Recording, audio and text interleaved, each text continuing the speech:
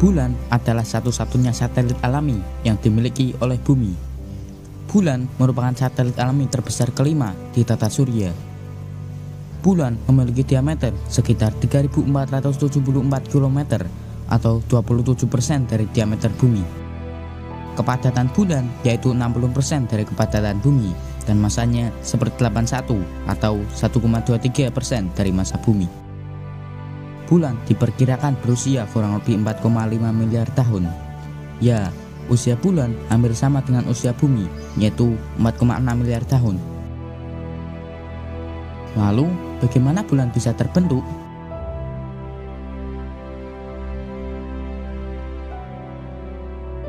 Ada berbagai teori yang menjelaskan bagaimana bulan bisa terbentuk. Salah satu teori yang paling terkenal yaitu teori Giant Impact Theory atau teori tubrukan besar. Teori ini menjelaskan bahwa saat bumi pertama kali dibentuk, yakni 4,6 miliar tahun lalu, bumi masih sangat panas dan terlalu dekat dengan matahari. Dahulu, tata surya sangat tidak stabil, dan ada sebuah planet yang dikenal dengan Theia yang ukurannya hampir sama dengan planet Mars. Planet ini mengorbit di dekat planet bumi yang masih muda saat itu. Lalu, lama-kelamaan, kedua planet ini saling tarik-menarik.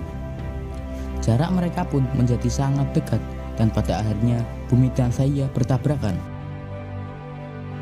Akibat dari tabrakan ini, bumi mendapat pertambahan massa dan momentum sudut yang menyebabkan bumi berotasi sangat cepat saat itu, yaitu sekitar 5 jam. Kemiringan rotasi bumi juga berubah 23 derajat sehingga menyebabkan rotasi bumi sedikit miring. Tabrakan yang terjadi antara bumi dan Theia membuat sebagian komposisi mereka bersatu dan sebagian terlempar ke angkasa. Tabrakan ini menimbulkan gelombang kejut yang sangat dahsyat, dan dalam beberapa jam saja gelombang kejut tersebut tersebar di sekitar permukaan bumi. Batu yang menguap dari titik tubrukan awal terlontar keluar dan mengitari bumi.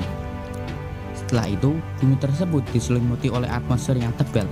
Tapi atmosfer pada saat itu bukanlah atmosfer yang kita ketahui pada saat ini, melainkan atmosfer batuan yang menguap dengan temperatur lebih dari 5.000 derajat Celcius. Momentum tabrakan yang sangat besar membuat materi dari bumi terlempar ke orbit bumi. Batu-batuan yang terlempar inilah yang menjadi cikal bakal bulan. Seiring berjalannya waktu, batu-batuan tersebut saling tarik-menarik dan akhirnya menyatu menjadi sebuah objek yang kita kenal sebagai bulan. Dikarenakan dalam hukum gravitasi universal, suatu objek yang memiliki massa tinggi akan menarik objek bermassa rendah lainnya, atau secara masuk akal adalah massa yang satu menarik massa yang lainnya. Itulah sebabnya mengapa bulan mengorbit bumi. Orbit bulan dahulu sangatlah dekat, yaitu hanya berkisar di medium Earth orbit atau MEO. Bulan terdiri dari elemen yang lebih ringan, membuatnya tidak sepadat bumi.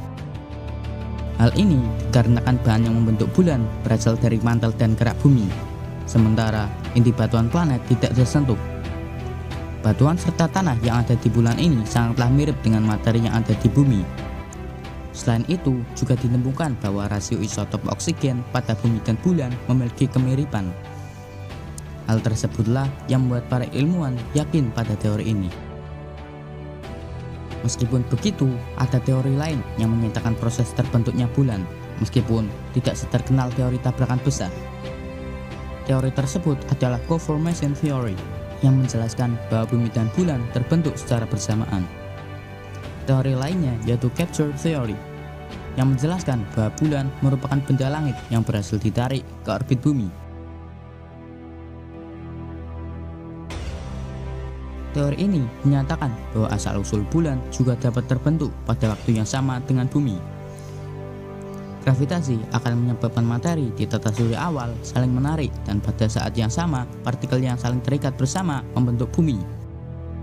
Oleh sebab itu, menurut teori ini, bulan seakan memiliki komposisi yang sangat mirip dengan planet. Meskipun bumi dan bulan memiliki banyak materi yang sama, bumi jauh lebih padat dari bulan. Menurut teori ini, kemungkinan gravitasi bumi menarik benda yang lewat, seperti planet Mars yang menangkap satelitnya, yaitu Phobos dan Deimos.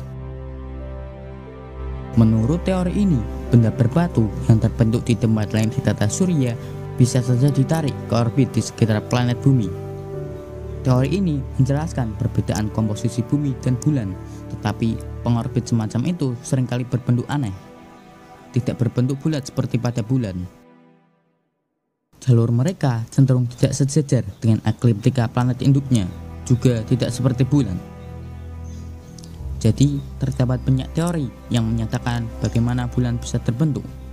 Tentunya, teori-teori tersebut dikemukakan setelah dilakukan beberapa penelitian tentang bulan. Ada banyak misi penerbangan yang berhasil ke bulan, yaitu sekitar 6 misi.